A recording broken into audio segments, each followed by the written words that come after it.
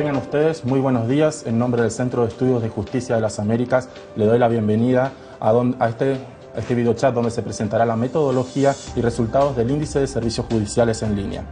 Este índice ha sido elaborado con el fin de fomentar la utilización de tecnologías de la información y comunicaciones para brindar un mejor acceso a la justicia a través de todo el continente. La presentación estará a cargo de Ricardo Lillo Lobos.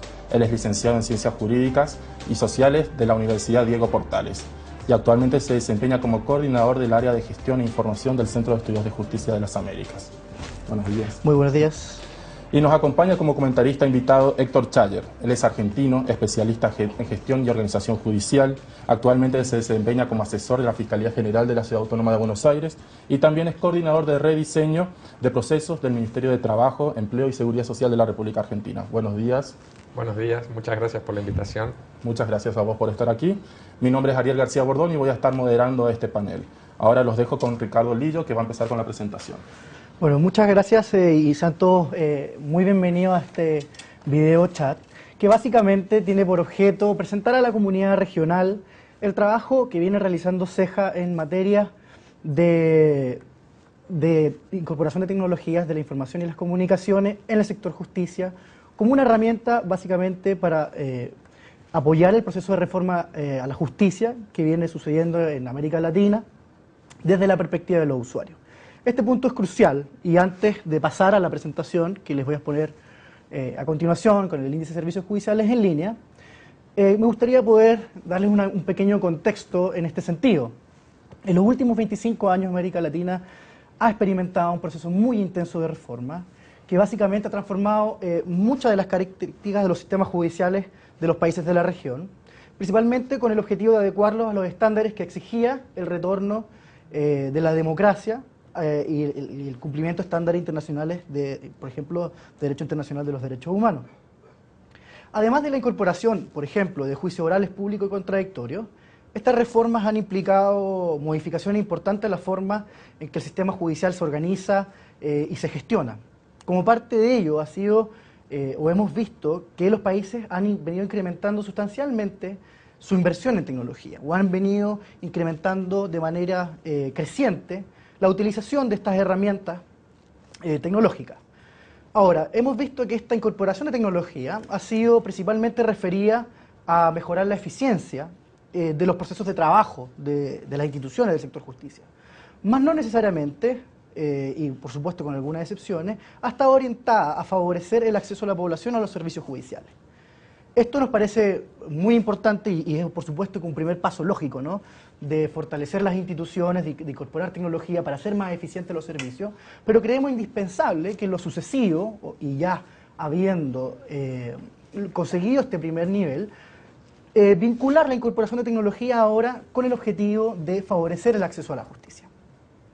En ese marco, entonces, es que el Centro de Estudios de Justicia de las Américas ha elaborado este índice de servicios judiciales en línea como herramienta para favorecer este proceso de reforma. Entonces ahora yo voy a pasar a mostrarles una pequeña presentación PowerPoint y les voy a ir entonces relatando en qué consiste este índice de servicios judiciales en línea.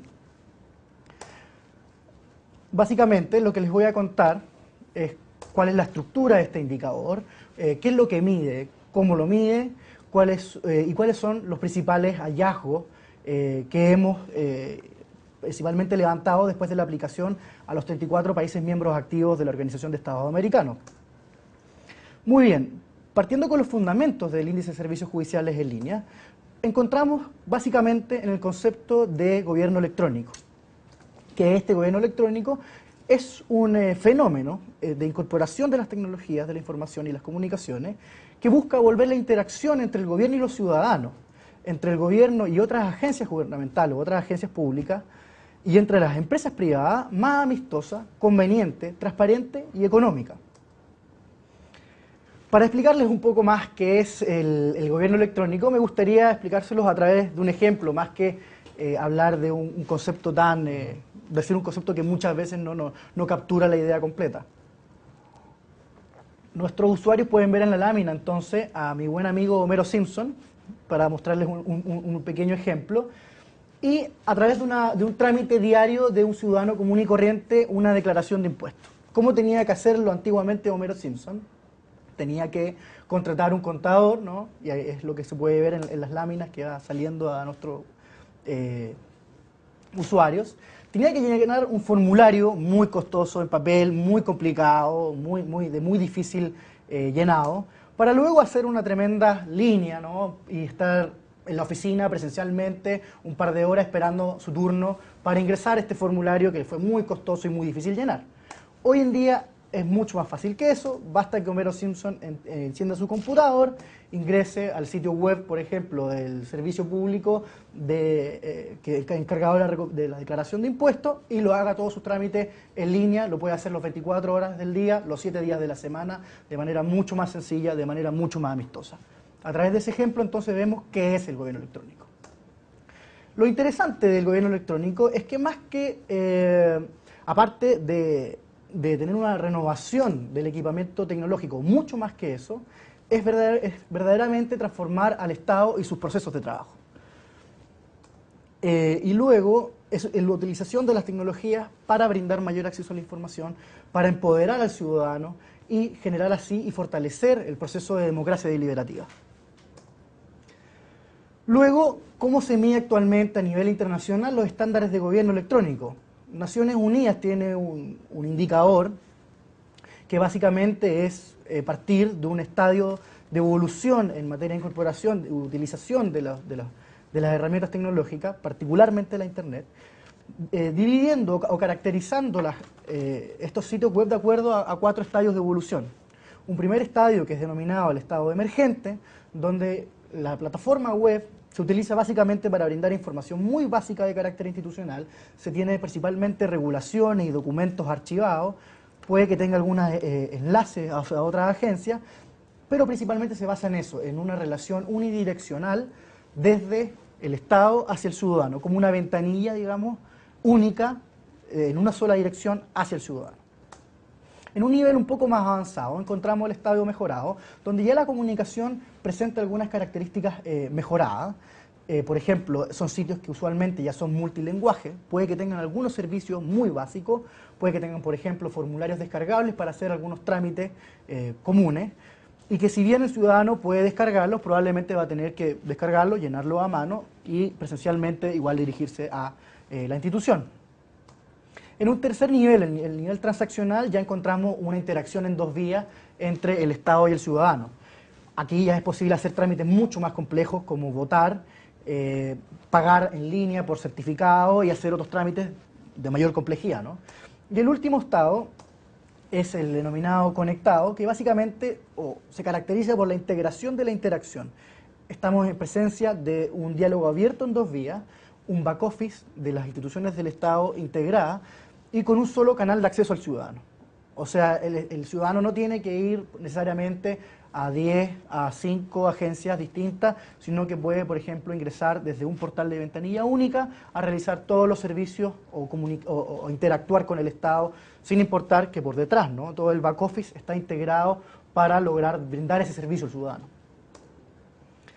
Luego, ¿cómo pasamos nosotros de este concepto de gobierno electrónico a incorporarlo al sector justicia? ¿O qué es lo que buscamos a través del concepto de la e-justicia? Básicamente es la incorporación de tecnología para mejorar la relación con la ciudadanía, la utilización de tecnología para mejorar la relación entre las mismas instituciones del sector justicia, entre las instituciones del sector justicia y otras agencias del Estado, y con las instituciones del sector justicia con otras instituciones privadas. ¿Cuáles son los principales desafíos que vemos nosotros para lograr, o de este proceso de mejoramiento y de incorporación del concepto de la e-justicia? Básicamente la utilización de las tecnologías para lograr un mayor foco en el ciudadano, lograr mayor participación ciudadana, eliminar barreras de acceso a la justicia, lograr mayor transparencia y rendición de cuentas, tener un servicio judicial más eficiente y una mejor relación interinstitucional. ¿Cuáles son las principales dificultades que nosotros hemos ido detectando para lograr esta transformación? Básicamente es una visión tradicional que suelen tener las instituciones del sector justicia, que se caracteriza por el cumplimiento de objetivos que usualmente son más bien abstractos, más que sea fácil rendir cuenta de ellos. Por ejemplo, realizar un cierto ideal de la justicia, lograr el cumplimiento de la ley. Usualmente son valores que son sumamente valiosos, sin duda, pero que suelen ser muy difícil rendir cuenta acerca de ellos. Y luego hay una consideración de independencia que es muy fuerte frente a factores externos, que nuevamente, si bien ha sido un concepto que fue muy importante históricamente, más en Latinoamérica, fortalecer la independencia judicial, esta independencia también ha permeado a otros ámbitos, por ejemplo, la organización interna, la administración, o cosas más bien de la gestión judicial. Y eso y todos estos dos factores han hecho que estas instituciones tengan una tendencia hacia el aislacionismo, hacia el ciudadano. ¿Cuál es el riesgo de esto? ¿O por qué el sistema judicial debiera conectarse con el ciudadano? Para nosotros, con la lógica de este indicador, es el riesgo de la deslegitimación del sistema. O sea, como les comentaba anteriormente, Latinoamérica viene en un proceso de reforma de la justicia muy importante que ha modificado sustancialmente la forma en que el sector justicia funciona y se organiza, etcétera, y que por lo tanto y que además se puede ver que ha tenido resultados interesantes. Lo complicado es que si nosotros no conectamos este proceso de reforma o no acercamos las instituciones del sector a la ciudadanía, el riesgo que corremos es que todo esto avance o retrocedan, digamos. Y ese es lo que nosotros queremos fomentar, entonces, este indicador para vencer esta tendencia al aislacionismo. Luego, ¿qué es lo que mide este indicador y cómo lo mide? Básicamente lo que nosotros queremos evaluar es la respuesta del sistema frente a algunas situaciones concretas de un ciudadano común y corriente. Eso lo hacemos básicamente midiendo el tiempo de respuesta frente a un primer contacto del ciudadano, el tipo de respuesta que se entrega para solucionar sus problemas justiciables a través de información o a través de servicios, la utilidad de la información y la calidad de la asistencia al usuario para el caso concreto, y la calidad de la interfaz, o sea, la incorporación de una serie de buenas prácticas tecnológicas al sitio web, básicamente. Eso lo hacemos a través de una serie de indicadores que ustedes pueden ir viendo aquí en pantalla y que son aplicados a las distintas situaciones concretas con las cuales funciona el índice de servicios judiciales en línea. ¿Qué entendemos nosotros ahora por estas situaciones concretas? Si consideramos el acceso a justicia desde una visión restringida, o sea, desde la demanda, vemos que son los asuntos que reciben una atención actual desde tribunales u otros mecanismos formales. O sea, son básicamente los casos ingresados. Pero si vemos el acceso a la justicia desde una visión más amplia, eso nos lleva al concepto de asuntos o de problemas justiciables de prevalencia en la población, de necesidades judiciales, básicamente. ¿Qué son estos problemas justiciables? Son problemas que tienen un aspecto legal, sin importar si la persona está al tanto o no de estas características legales, y sin importar tampoco si la persona ha recurrido actualmente al sistema legal en un esfuerzo para resolver este problema. Luego, el proceso judicial va a ser una de las maneras de solucionar este problema justiciable, no necesariamente el único, pero sí creemos que es el más indispensable. Y aquí llegamos a un punto que es sumamente importante, y es que creemos que la utilidad del Internet y los servicios que pueden ser prestados a través de Internet son muy importantes, pero sin duda no pueden reemplazar al sistema de justicia y la solución que puede brindar el sistema de justicia formal. Creemos que eso es esencial. Luego, ¿cuáles son las situaciones concretas que nosotros estamos midiendo? Como decíamos, son problemas justiciables y son 4 en los que hemos enfocado, especialmente en materias no penales, que creemos que es donde más se enfocan necesidades judiciales de carácter insatisfecha. Básicamente hemos utilizado el problema de bienes y servicios defectuosos, el problema de derecho al consumidor. Además, solicitud y cobro de mantención de los hijos, temas de pensión alimenticia o soporte de menores. El tema de remuneraciones laborales, pago de remuneraciones laborales y cobro de deudas monetarias.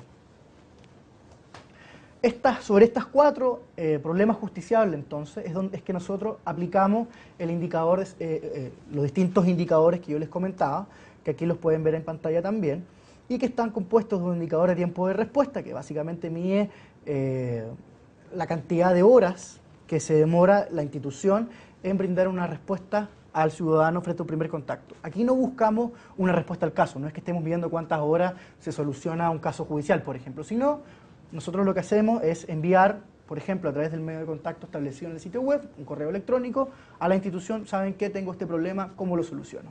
Basta que la institución diga, tiene que venir a la oficina para solucionarlo, nosotros consideramos como una respuesta válida. Además está compuesto de un subindicador de respuesta automática, que básicamente lo que mide es si, por ejemplo, yo al enviar el correo electrónico tengo una respuesta automática que me diga su solicitud ha sido recepcionada, nos comunicaremos con usted, por ejemplo. Luego tiene un indicador de evolución de servicios web, que lo que busca es situar las distintas características de información, de servicio y de contenido del sitio web de acuerdo a los estadios de evolución que yo les comentaba de Naciones Unidas, por supuesto ajustado a lo que debiera contener las instituciones del sector justicia. Por supuesto no siempre es lo mismo que cualquier otra agencia pública. Luego un indicador de contenido que lo que busca es evaluar la utilidad de la información y de asistencia al usuario en base a una serie de contenidos mínimos que consideramos debiera tener relacionado al caso de estudio que debiera contener el sitio web. Este está compuesto de 3 subindicadores, que aquí pasamos a ver. Un subindicador de utilidad, que básicamente evalúa algunas características del sitio web, por ejemplo, que el buscador del sitio funcione correctamente, que ahorre un viaje, por ejemplo, al usuario y a través del ingreso al sitio web. Si los servicios, por ejemplo, relacionados al caso concreto, se distinguen claramente en la portada del sitio. Estas son algunas herramientas que pueden llevar a pensar que el sitio es potencialmente de utilidad para el usuario.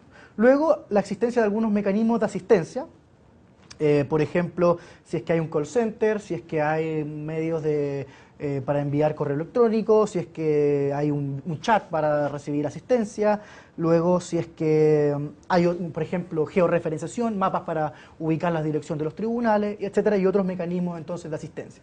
Y el último subindicador de este indicador de contenido es uno que busca ver si es que hay contenido jurídico mínimo en relación al caso concreto. O sea, que si se brinda información, por ejemplo, si es que hay un listado de derechos vinculados, por ejemplo, si se da un listado de derechos en materia de consumidor.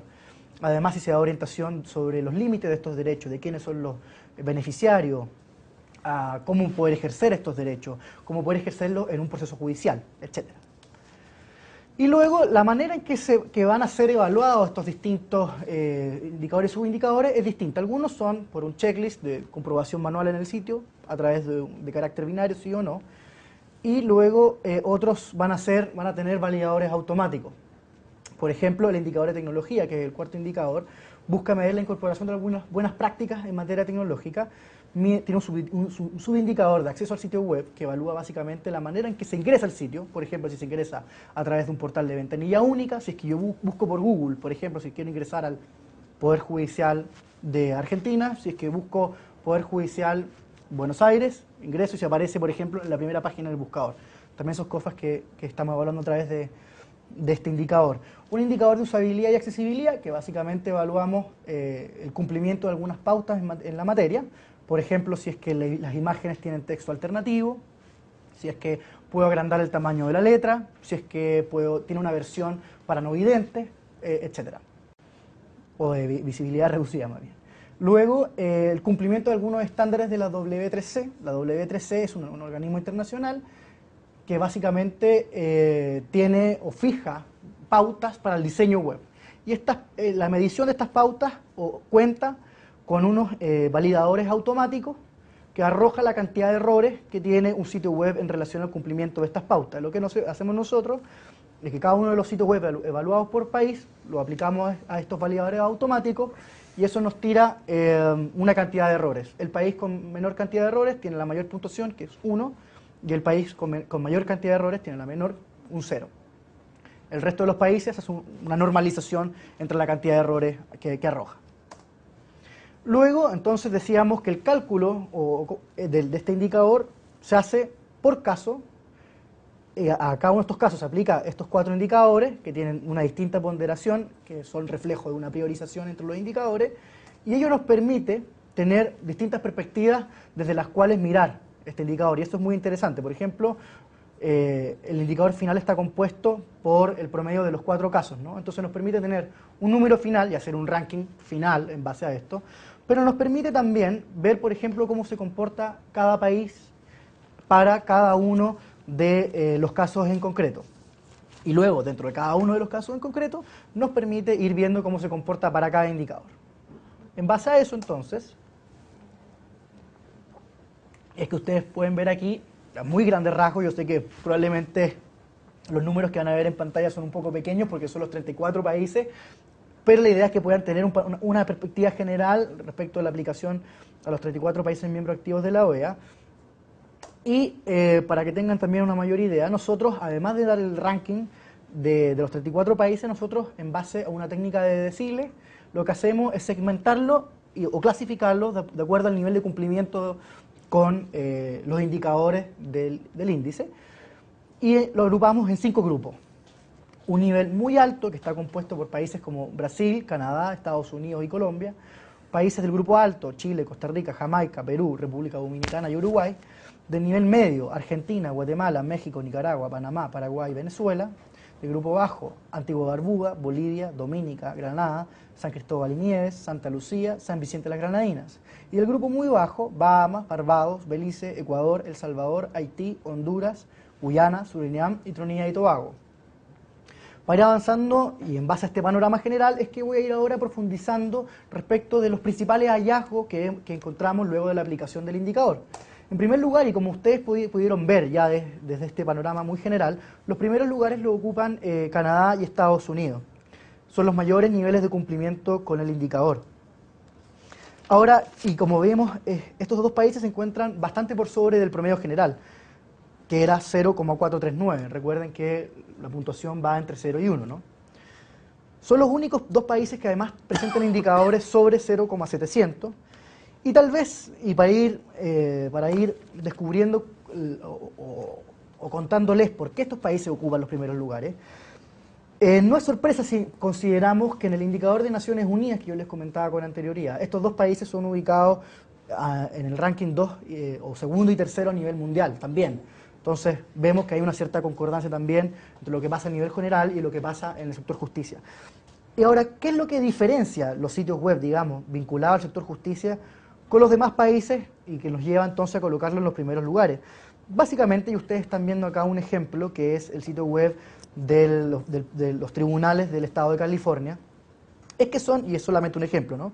Son sitios que, además de poseer un alto desarrollo tecnológico y proveer diversos servicios, están diseñados para dar respuesta al ciudadano. Así, por ejemplo, ustedes pueden ver que primero tiene una lengüeta, ¿no? Una sección de la página orientada para el público general y que tiene un centro de autoayuda.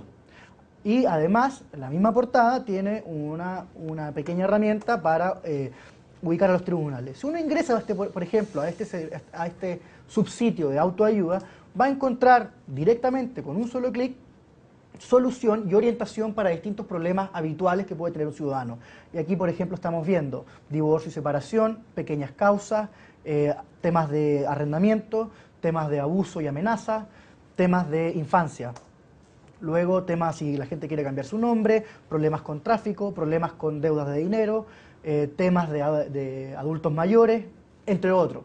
Entonces vemos que es un sitio que está construido con aparte de tener un lenguaje común, no tener formalismo jurídico, está desde un principio, desde la portada hacia adelante, construido para brindar o para que sea de mayor facilidad para el ciudadano resolver sus propios problemas. Aquí también, por ejemplo, estamos viendo el sitio web de la provincia de Ontario, en Canadá, que básicamente tiene aspectos muy generales, o sea, muy similares.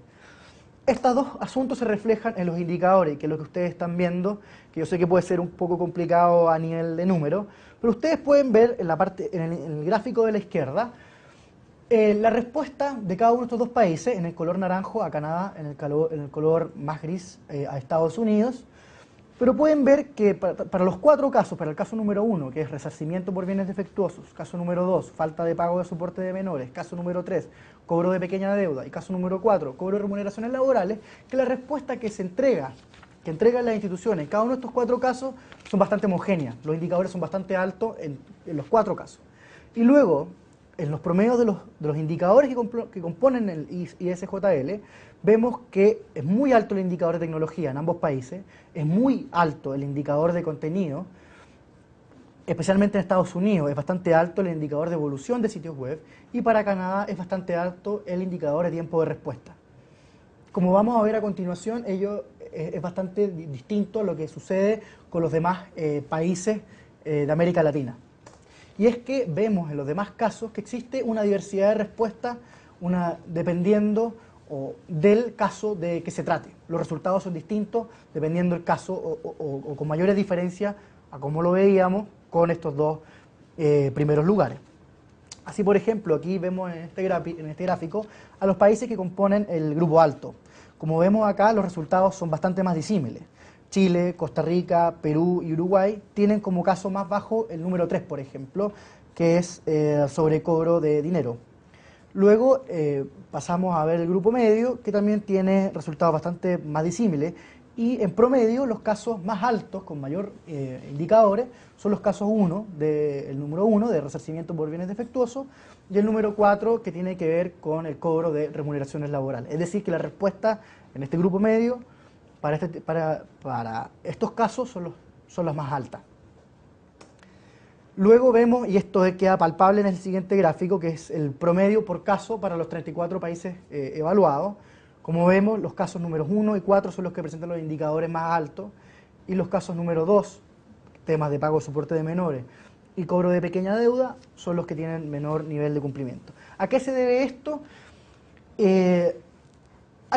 Pueden haber distintas aproximaciones, pueden haber distintas perspectivas. Nosotros creemos que una de ellas es ver cuáles son las instituciones que los ciudadanos suelen recurrir para solucionar estos casos en concreto. Por ejemplo, para los casos 2 y 3, lo que hemos visto en Latinoamérica particularmente, es que los únicos sitios web evaluados son los de tribunales.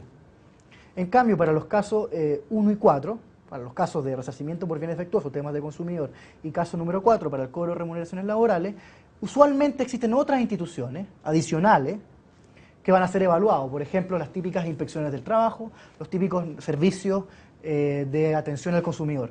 Y como estos son sitios que están construidos para solucionar problemas relacionados a estos 2 casos concretos, tiene servicios especializados, tiene información especializada y por lo tanto obtiene mejores resultados. Ahora, ello es interesante también dar cuenta de, por ejemplo, lo que comentábamos en un principio. En el caso de Canadá, en el caso de Estados Unidos, esto no se daba tan así.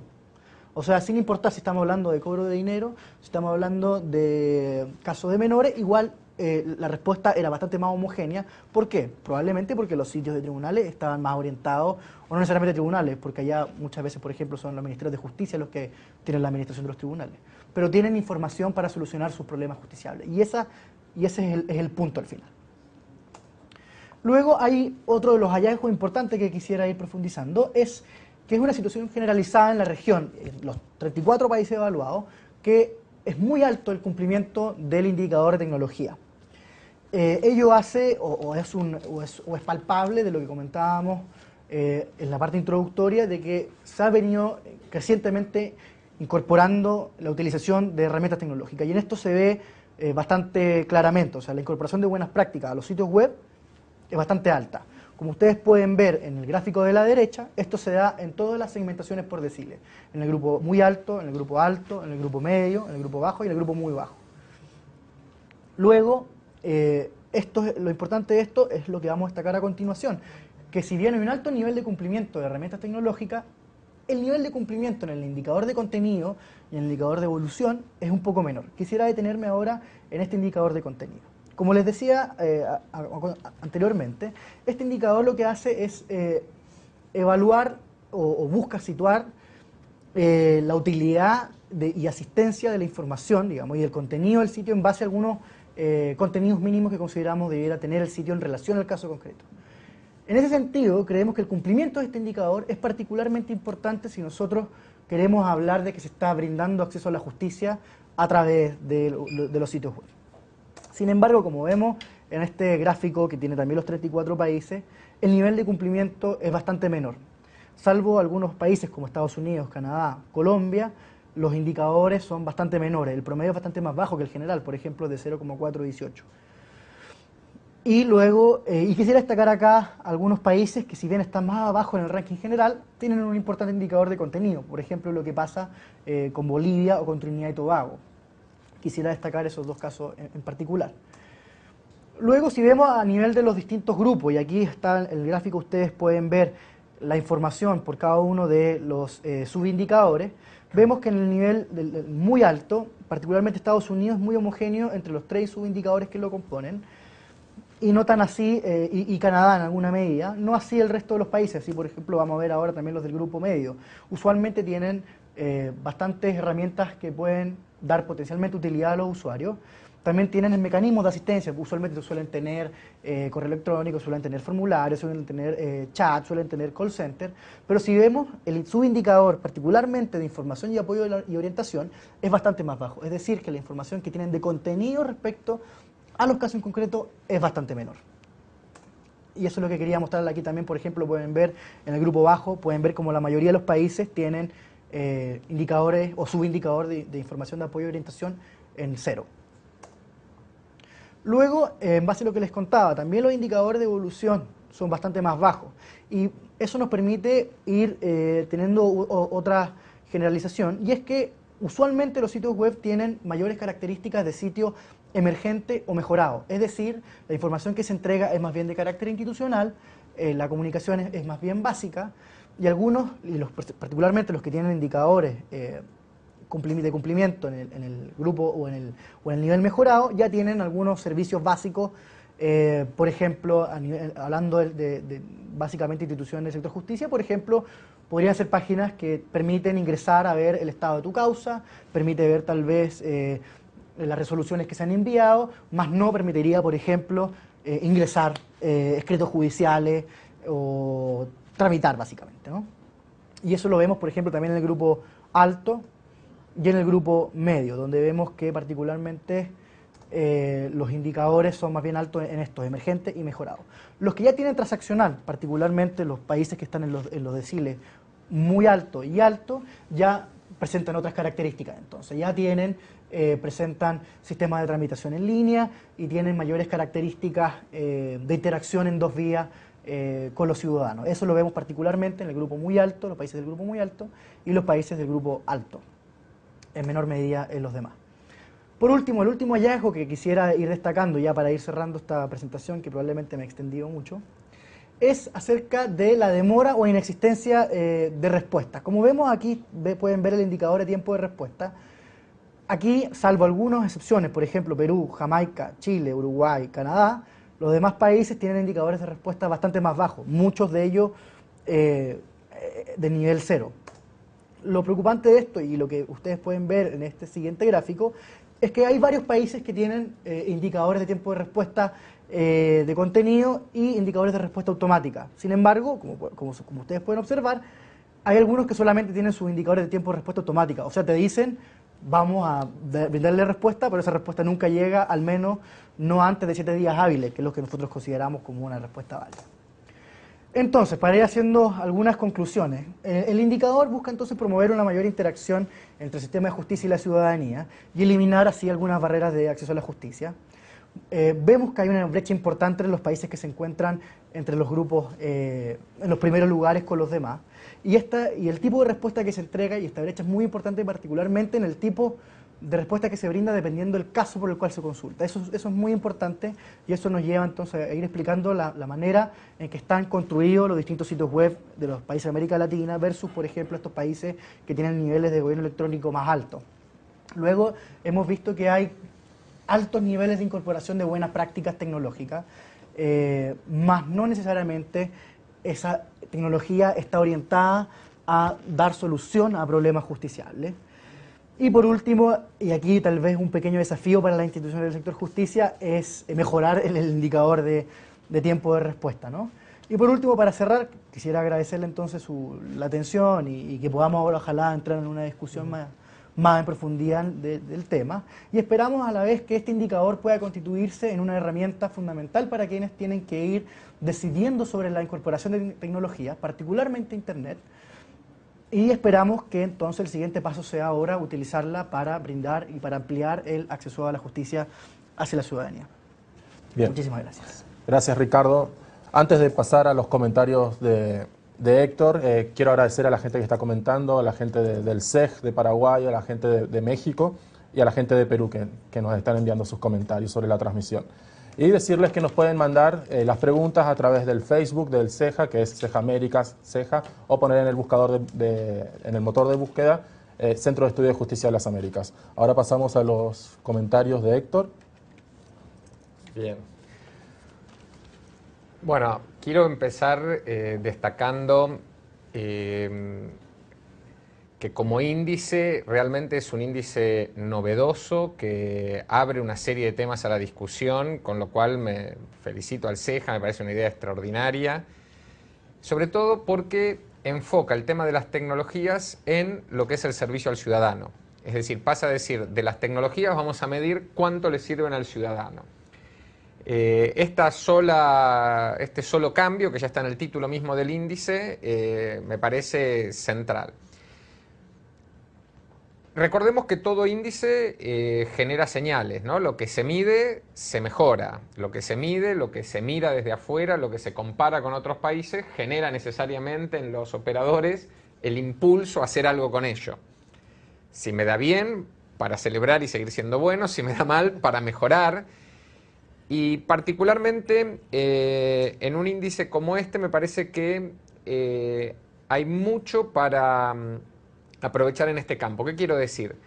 Creo que este índice de servicios judiciales en línea vale la pena discutirlo en reuniones con los directores de las áreas informáticas de los países. Hacer reuniones puntuales con ellos, que son los que van a entender claramente el índice. Ciertamente no tienen todo el poder de decisión sobre lo que sus sitios web hacen o dejan de hacer, pero que son los que dinamizan el cambio tecnológico en las organizaciones.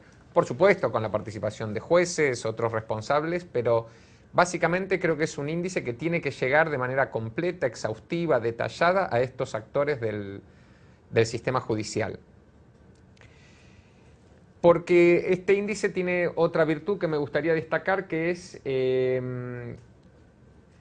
si bien trae su defecto asociado, que es la complejidad, está compuesto por una serie de indicadores muy valiosos y que se pueden analizar separadamente y compararlos como hizo recién Ricardo, y da información muy rica. Es decir, se pueden discutir temas por separados, el tiempo de respuesta, pero se puede discutir también la información disponible o la calidad técnica del sitio web. Es decir, que es un índice muy rico para entrar en detalles. Por eso creo que merece un análisis en profundidad por los operadores para sacar conclusiones, presentar casos de éxito por cada uno de estos temas, prácticas exitosas a nivel tecnológico, prácticas exitosas a nivel de tiempos de respuesta, para que los poderes judiciales se enriquezcan entre ellos a partir justamente del índice y aprovechar todo este trabajo. Me parece que hay mucho trabajo, que reducirlo al puesto que mi país ocupa en el ranking es... bueno, es lo primero que todos miramos, ¿no? Que dónde está mi país en el ranking, pero sería desaprovechar el valor de lo que tiene detrás. Además, estos indicadores tienen como virtud que son sensibles. ¿Qué significa? Que varían de un país a otro, varían de un caso al otro. Entonces significa que son útiles, porque a veces cuando se construyen índices nuevos se utilizan a veces indicadores poco sensibles que no aprovechan que no dan todo el fruto que puede sacarse de un trabajo así tan profundo y tan detallado. Una primera pregunta que se me ocurrió cuando me enteré de este índice fue decir, bueno, ¿es realmente relevante para América o para América Latina los servicios judiciales en línea? Me gustaría si podemos ver la diapositiva número 2 sobre el estado de Internet en América Latina, ¿no? Y la conclusión a la que se puede llegar viendo esta lámina, a la respuesta es que sí es relevante, mucho más relevante en países como Estados Unidos, donde el 78% de las personas acceden a Internet, pero en América Latina en promedio accede el 37%, muy muy sesgado por los países de mayor población, ¿no? Como Brasil, México, Colombia, que presentan porcentajes altos y llevan hacia este número al resto de los países de América Latina.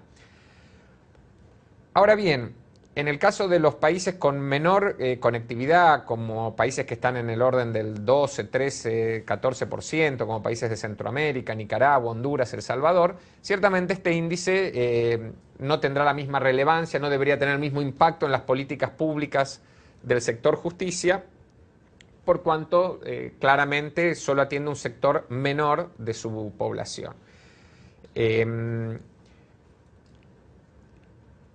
Porque, ¿a qué apunto con esto? A poner en su justo lugar este indicador. No es un indicador que evalúa la totalidad del Poder Judicial ni todo lo que un Poder Judicial debe hacer, sino una parte que atiende a un sector de la población.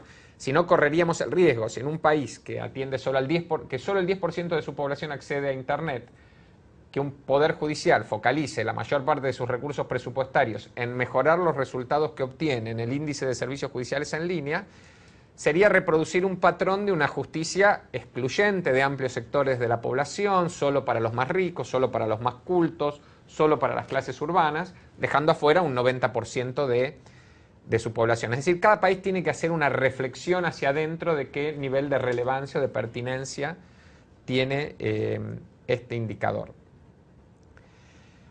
Vayamos a la siguiente diapositiva, si puede ser. A mí me interesa destacar de los...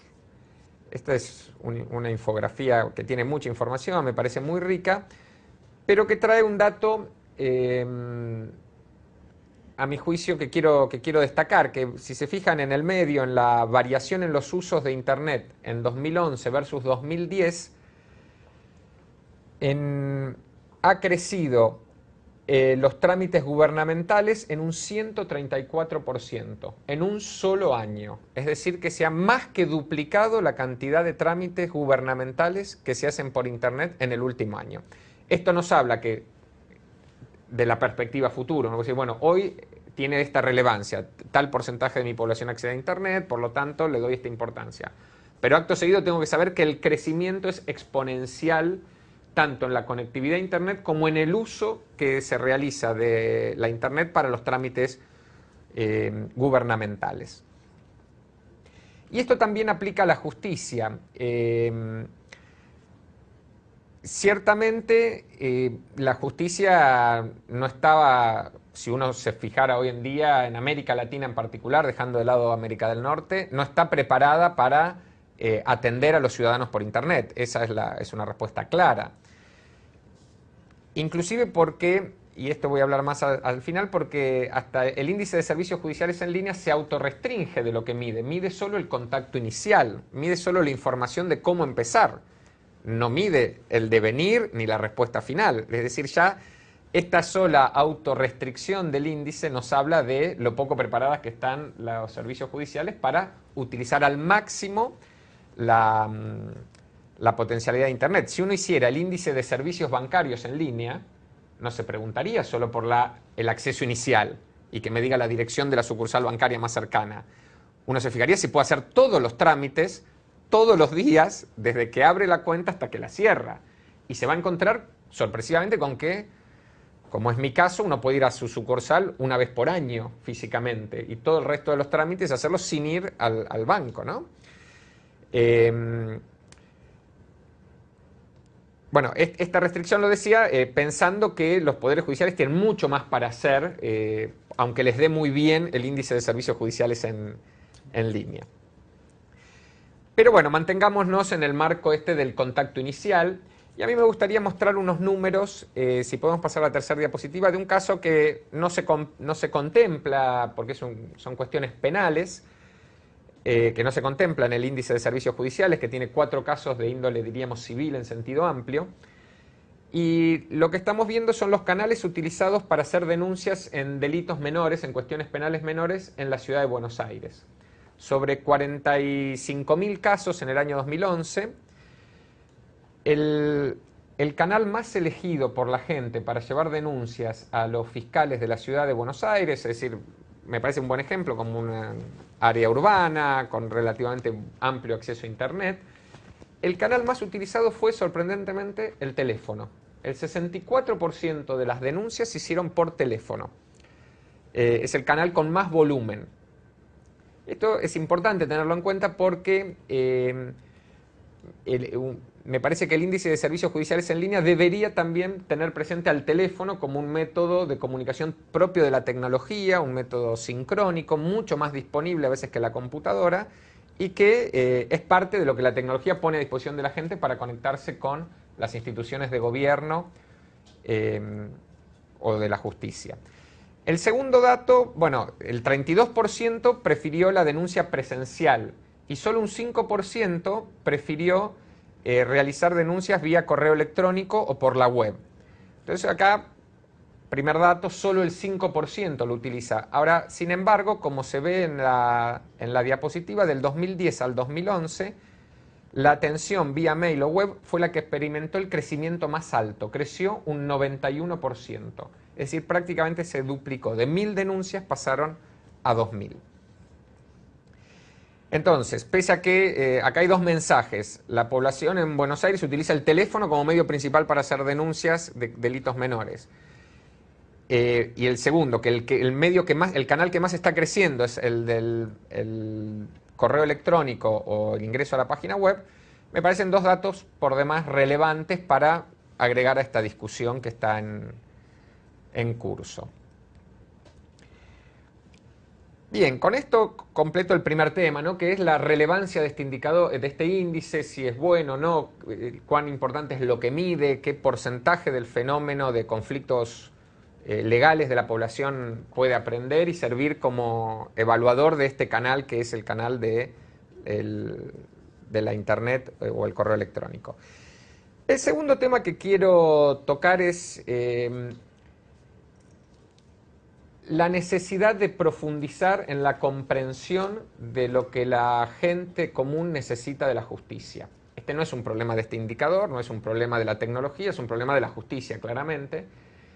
¿Qué es lo que se supone teóricamente? Que los legisladores representan al pueblo, que entienden las necesidades de sus votantes y que generan leyes para darle acción, es decir, darle un derecho tutelado por la justicia a la gente cuando alguno de sus derechos se ve violado.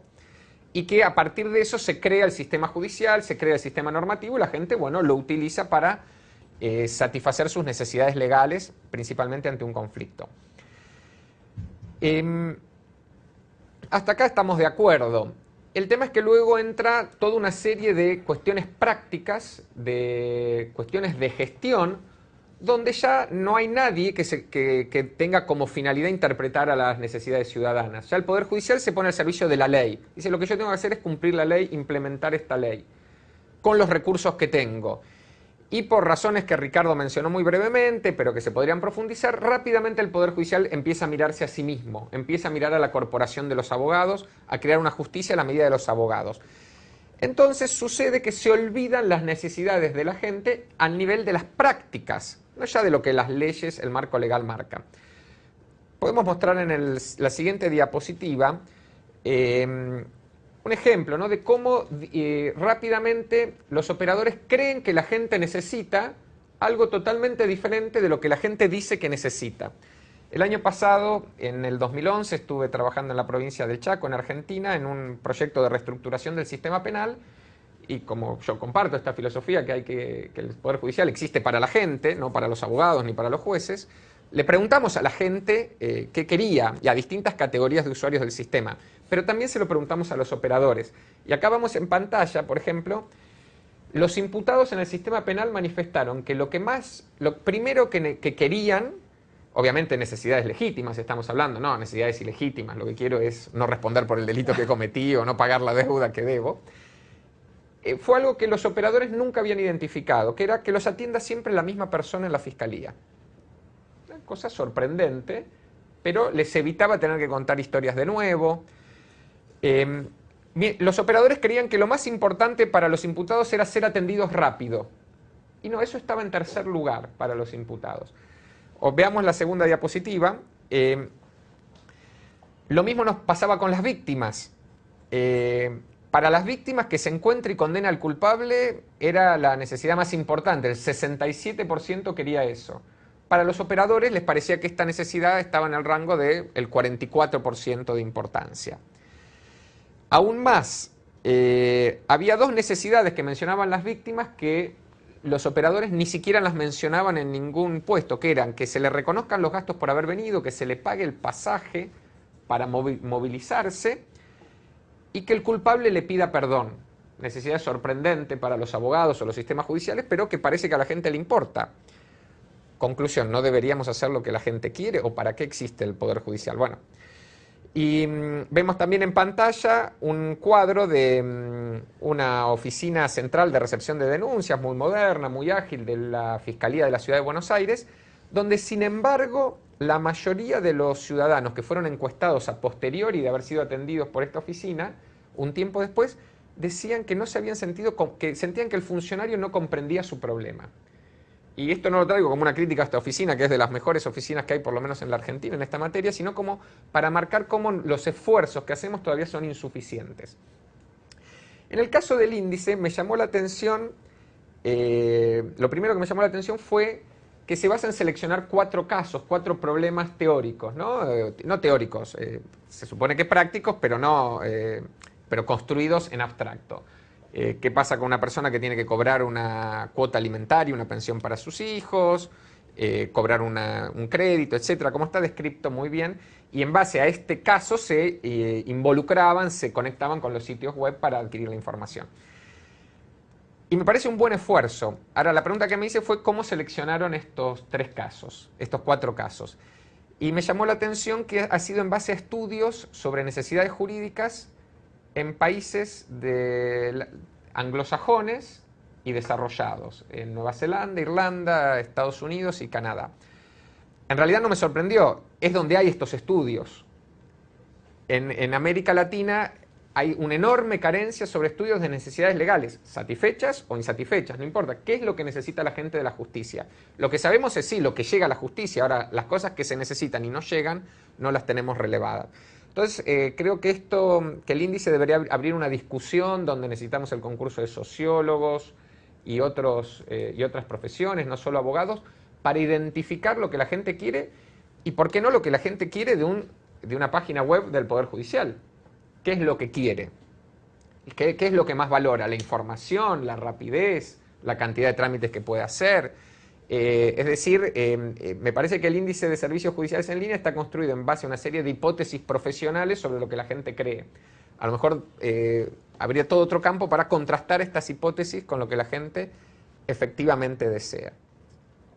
Pero no se entiende esto como una crítica. Esto es un viaje y cuando uno se acerca, una pequeña mancha resulta ser una casa, una línea en el horizonte es la cordillera y uno descubre nuevos campos a explorar y nuevas preguntas para hacerse y profundizar en esta línea, como dije al inicio, de servicio al ciudadano, ¿no? Que para eso existe la justicia.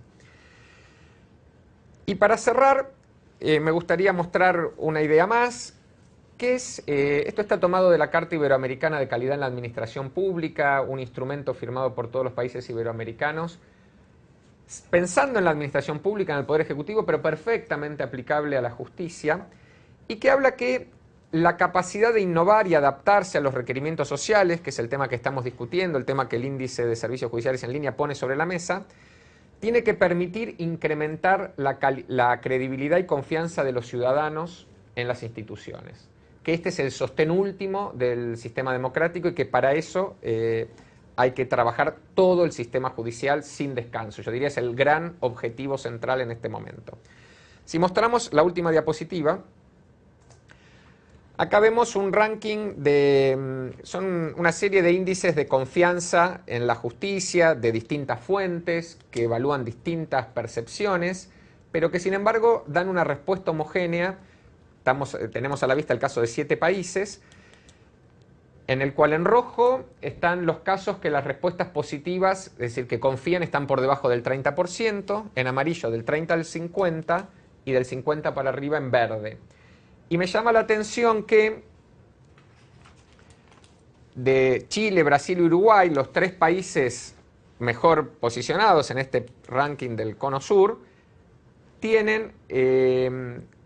pertenecen al decil muy alto o alto del índice de servicios judiciales en línea, mientras que Argentina, Bolivia, Paraguay y Venezuela están en los deciles medios o bajos.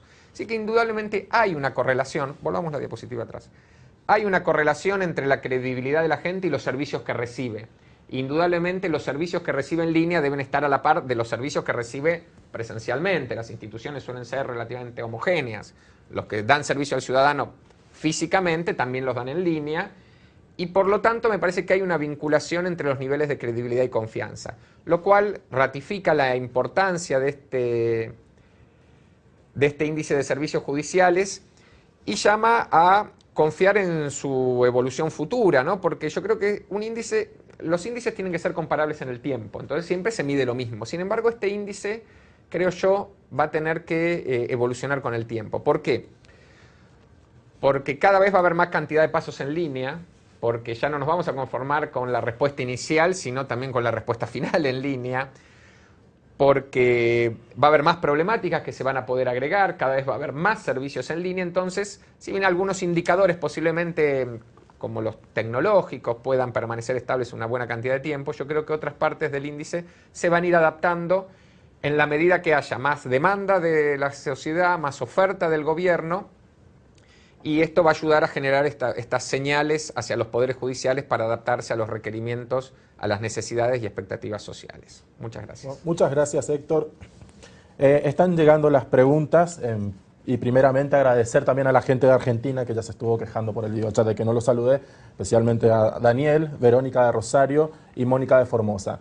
Y justamente desde acá viene la última pregunta, la primera pregunta mejor dicho, que es sobre la cuestión metodológica, si los datos de Argentina provienen del sistema federal o se han tomado algunas provincias. Muchas gracias por la pregunta, de hecho. No hubo tiempo para profundizar en eso, y eso que me tomé mucho tiempo. Para los países federales, por razones obvias, lo que se evaluó, digamos, no fue la justicia federal en general, sino que fue de las provincias. ¿Por qué? Porque usualmente estos son casos que no suelen verse en justicia federal, sino que suele verse de los estados, de las provincias, dependiendo del país. Ahora, por ejemplo, en algunos países que tienen más de 50 estados o provincias, por supuesto que haber aplicado el indicador a 50 sitios web distintos, además de los 34 países miembros, hubiese sido muy, muy complejo. Entonces lo que se hizo fue, para todos los países federales, seleccionar 3 estados. ¿Cómo se hizo esta selección? Básicamente se tomó el estado donde estuviera la capital, por ejemplo en el caso de Argentina, la Ciudad Autónoma de Buenos Aires, se tomó el estado o provincia con mayor cantidad de población y se tomó el estado de provincia o provincia con menor cantidad de ingresos per cápita.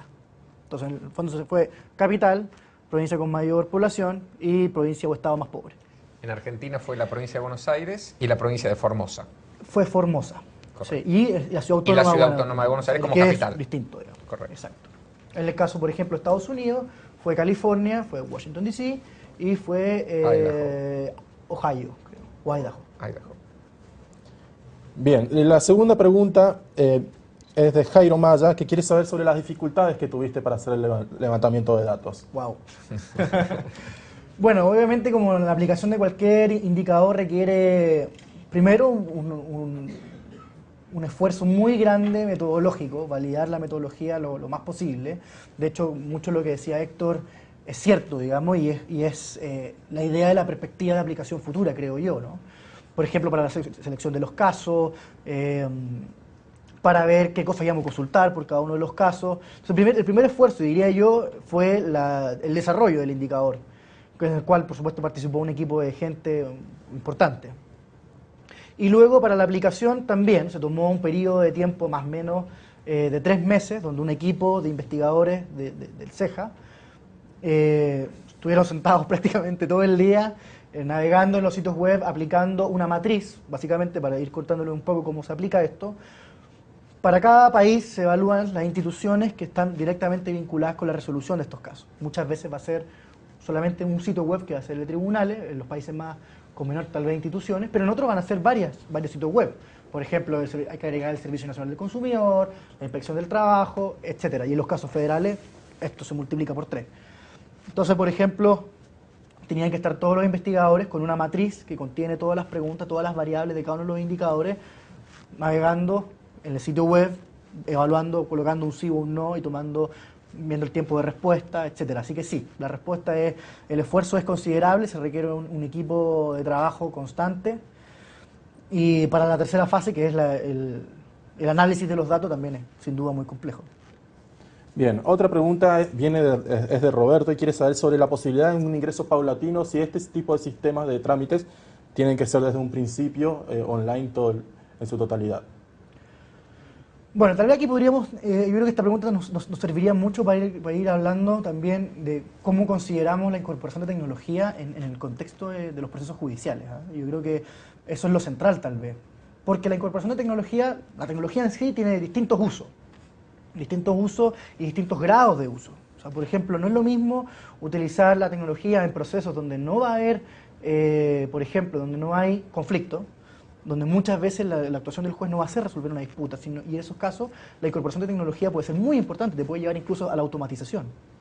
Así, por ejemplo, hay casos en Inglaterra, tienen un sistema de demanda de cobro de dinero cuando no hay conflicto, cuando no hay oposición, que es prácticamente automatizado. Nada más cuando, por ejemplo, el posible demandado interpone una excepción, bueno, el sistema se detiene automáticamente y esto lo lleva a un juez. Y aquí voy a hacer otro uso. Las tecnologías no pueden reemplazar el juicio oral, no pueden reemplazar la labor del juez, no pueden reemplazar la contradictoriedad. Y eso es clave. Entonces, en esos casos, la tecnología va a ser distinta para utilizar.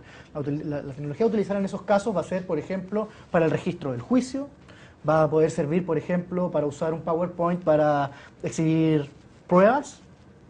Y bueno, y pueden haber otros usos, por ejemplo, para luego de la audiencia enviar un resumen a las partes, por ejemplo, o a los interesados, un resumen de lo que sucedió en la audiencia, etcétera. Pero el fondo es, dependiendo del caso, depende del tipo de proceso, dependiendo del tipo de sistema, el grado de penetración de las tecnologías va a ser distinto. Entonces, específicamente la pregunta, si es que va a ser desde el principio o no, depende del caso. Sí, agrego que creo que para cada país es un camino. A mí me parece que cada país debería estar mirando este índice con atención, entendiendo dónde está parada, cuáles son las necesidades de su población, qué nivel de penetración tiene Internet, cuáles son las necesidades insatisfechas para tomar decisiones de asignación de recursos en función de las demandas reales de los ciudadanos y luego recorrer este camino. No es instantáneo. Bueno, se parte de donde uno está y vaya a saber a dónde llegaremos. Y absolutamente, y un poco lo decía Héctor también, o sea, este índice no mide todo, mide solo acceso a través de una página de internet, ¿no? Y eso es muy importante. Por supuesto que hay países que tal vez ya tienen una primera parte, una estructura judicial ya fortalecida, incorporación de juicio oral, ¿no? Y por lo tanto tal vez el esfuerzo puede ir cómo ahora acercar eso a la ciudadanía, pero por supuesto que hay otros países que el esfuerzo todavía tiene que estar en construir esta institucionalidad que respete los estándares del debido proceso. Entonces, muchas veces va a estar ahí la inversión de recursos principal, por supuesto. Bien, la siguiente pregunta viene sobre el costo económico que puede llegar a tener esto para un Estado. Es de Jimena. A ver, no tengo la respuesta de cuánto podría costar el cumplimiento de los estándares del indicador.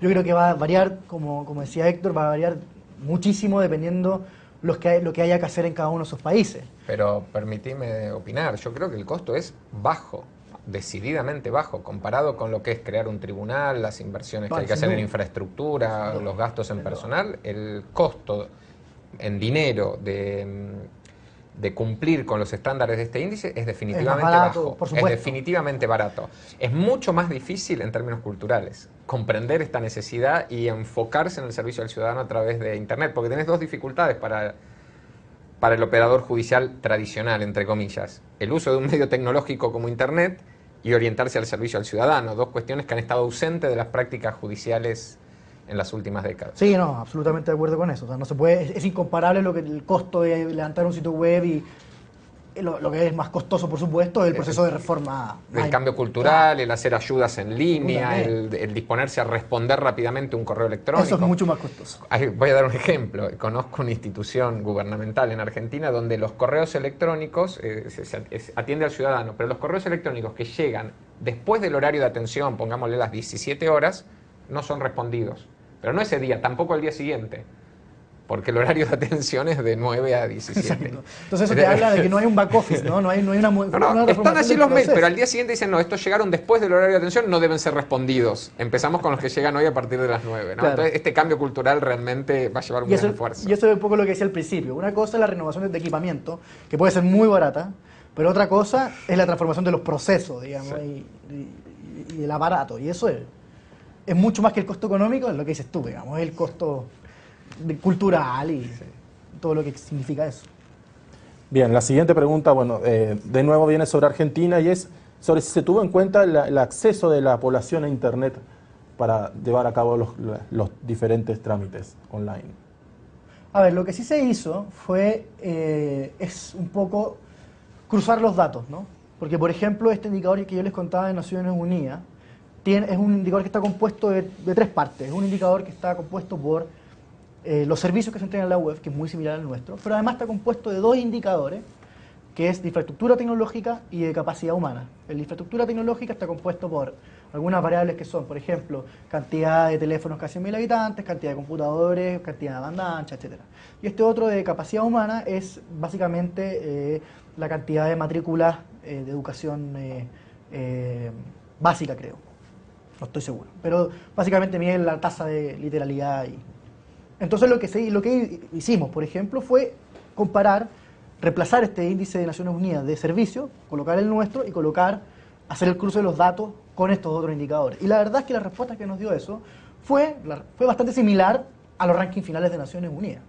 Y eso te habla un poco de la importancia de que una cosa es evaluar, y qué es lo que hace este indicador, ¿no? Y por eso no le pidamos más de lo que puede dar. Lo que evalúa es la respuesta a través de la web, pero sin duda que es muy importante, y yo creo que en ese sentido los comentarios de Héctor fueron muy importantes, que también es muy importante ver esta otra parte, ¿no? El acceso del ciudadano a la Internet, a los distintos medios tecnológicos, etc. Y eso es clave. Y como decía Héctor, la tendencia, si bien, ¿no?, en América Latina especialmente, y bueno, en Sudamérica, en algunos países puede ser muy bajo, la tendencia es sin duda creciente. Entonces, la cuestión es, igual no nos podemos descuidar, ¿no? Bien, Ani Hernández de México quiere saber qué jurisdicciones de su país fueron tenidas en cuenta para la elaboración. México fue Estado de México, México DF y una provincia un estado del sur, Chiapas. Bien, y finalmente tenemos una pregunta sobre la seguridad de este tipo de trámites. ¿Perdón? Sobre la seguridad que brinda a la persona que hace el trámite. Bueno, eso es una pregunta tal vez más para un ingeniero, pero acerca de las herramientas de seguridad informática. Sí, por supuesto, es muy importante. Ahora yo creo que es distinto el grado de seguridad. Y esta es una pregunta que me han hecho otras veces cuando he presentado el indicador. Por ejemplo, ¿qué nivel de seguridad requiere un proceso en línea, ¿no? Y yo siento que esa pregunta está muy relacionada con el tipo de proceso que están queriendo implementar. Por eso depende de cada país. Por ejemplo, aquellos países que todavía tienen procedimiento escrito, particularmente aquellos países que todavía tienen procesos por expediente judicial, hay un gran esfuerzo por mantener la veracidad y utilizar firma electrónica avanzada, etcétera, para mantener, como si fuera un expediente físico, ahora virtual, intacto. ¿Por qué? Porque en base a lo que resuelve el juez, es en base a ese expediente, a un montón de papeles, sean digitalizados o sean físicos. En cambio, va a ser distinto la importancia de seguridad cuando estamos hablando en sistemas por audiencia, porque en base a lo único que va a resolver el juez es en base a lo que pasa en la audiencia y en base a lo que las partes exponen. Por lo tanto, el enfoque es distinto y por lo tanto creo yo que el nivel de seguridad que va a tener que dar siempre es importante, ¿no? Pero donde esté puesto el foco de la seguridad va a ser distinto, creo yo, dependiendo el tipo de proceso y por lo tanto, dependiendo del proceso interno que esté viviendo cada país. No sé si tú... Sí, yo creo que habría que desagregar las preguntas en qué es lo que estamos preguntando, que queremos que sea particularmente confidencial la consulta. Uno normalmente en estas consultas dice, estoy en esta situación, ¿qué debería hacer? ¿Dónde puedo ir? No hay una necesidad de encriptar esta comunicación. ¿Qué es lo que necesitamos? Que sea fiable la respuesta, que, bueno, ahí el sitio web deberá tomar las garantías para que no sea hackeado, para que la pregunta que yo hago llegue al lugar correcto, pero eso es una vigilancia que los webmasters ejercen habitualmente en su sitio web, sobre todo cuando son transaccionales.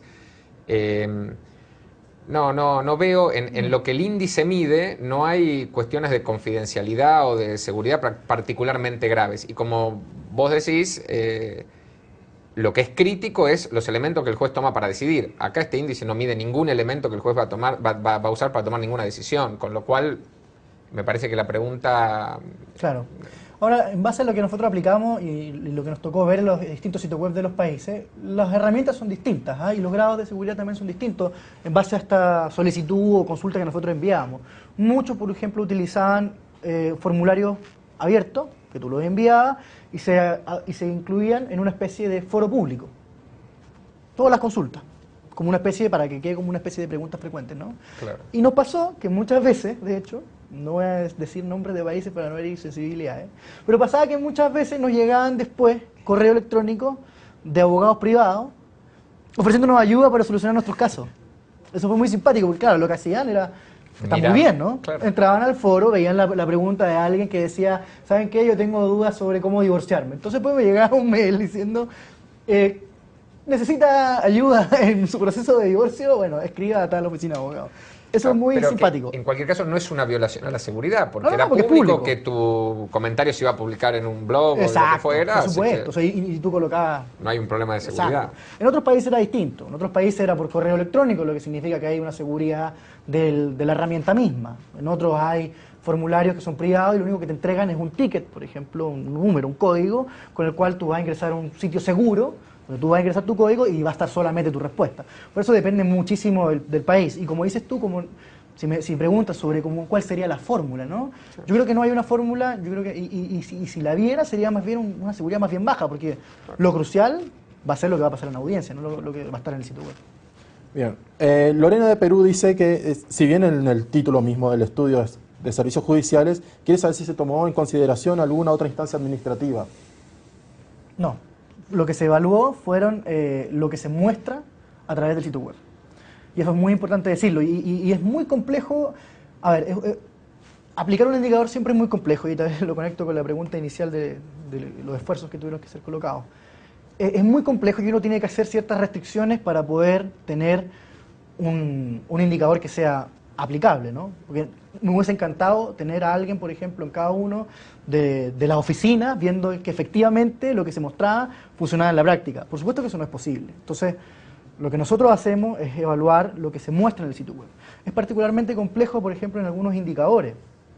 Cuando tú dices, por ejemplo, del Estado conectado, o sea, que se use integración entre las instituciones. Eso es muy difícil de ver a través de la página web. Y otros también, pero como te digo, entonces, o sea, nos hemos centrado, nos hemos limitado a lo que es posible ver desde nuestra oficina en un sitio web. Ya, para Héctor, José Luis quiere saber sobre vos habías mencionado sobre los trámites bancarios, si esto se asimilaría un poco a ese tipo de gestiones que se hacen por cuentas bancarias a través de Internet. No, creo que esto es lo que explicaba Ricardo hace un rato. La decisión judicial es algo que lo va a tener que seguir construyendo una persona, no va a poder automatizarse, a diferencia de un trámite bancario donde son transacciones predeterminadas, donde hay muy pocas cuestiones sometidas a una evaluación con grados de discrecionalidad. Hace 14, 15 años recuerdo haber participado en debates sobre la posibilidad de tener un juez virtual, que rápidamente evolucionaron hacia la posibilidad de comunicarse a distancia y realizar audiencias con personas que no estén físicamente, pero el juez, persona, no puede ser reemplazado por una máquina, salvo en los trámites muy simples, como mencionaba Ricardo, del cobro de sumas de dinero en Inglaterra, o trámites de sucesiones, por ejemplo, cosas que son predeterminadas y no controversiales. Sí, yo estoy absolutamente de acuerdo con eso, y eso es un poco lo que les contaba. O sea, la experiencia que hay de países que han llegado a temas o herramientas de automatización tiene que ver con eso, claro, que son trámites donde no hay conflicto. Lo cual no invalida mi comentario, que iba a otro punto, a decir que los servicios que se pueden brindar por Internet son muchos más que la consulta inicial.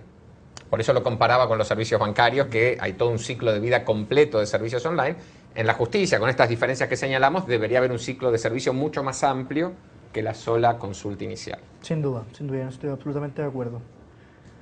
Bueno, nada más que tal vez para agregar, finalmente a mí me gustaría agradecer a Héctor los comentarios, creo que han sido súper muy valiosos pensando en la proyección del indicador. Sin duda es un indicador que está recién naciendo, es una primera experiencia, una primera aplicación. Y como todo indicador va evolucionando en el tiempo. Si bien es cierto que los indicadores como sí tienen que ser comparables, es natural, creo yo, que los indicadores también se van adaptando, van mejorando un poco, se van afinando en algunas cosas, se van haciendo también más conocidos, van adquiriendo visibilidad. Yo creo que esa es la gracia también. Por ejemplo, nosotros no medimos un ranking nada más que caprichosamente, sino la idea, y lo hemos visto con otros indicadores de ceja, por ejemplo, con el índice de accesibilidad a la información judicial en Internet.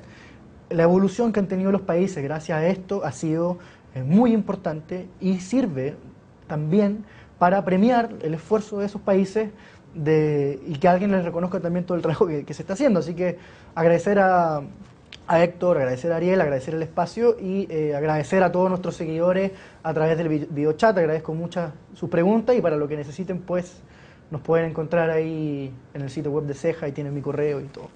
Bien, en nombre del Centro de Estudios de Justicia de las Américas quiero agradecer a Héctor, que vino especialmente de Argentina para hacer esta transmisión, a Ricardo, que es el que generó este índice y es el padre, no es como su hijo, así que es el que mejor lo puede defender. Decirles que este índice lo pueden descargar desde nuestro sitio web del CEJA, que es www.cejamericas.org, y nos vemos en el próximo videochat. Muchas gracias.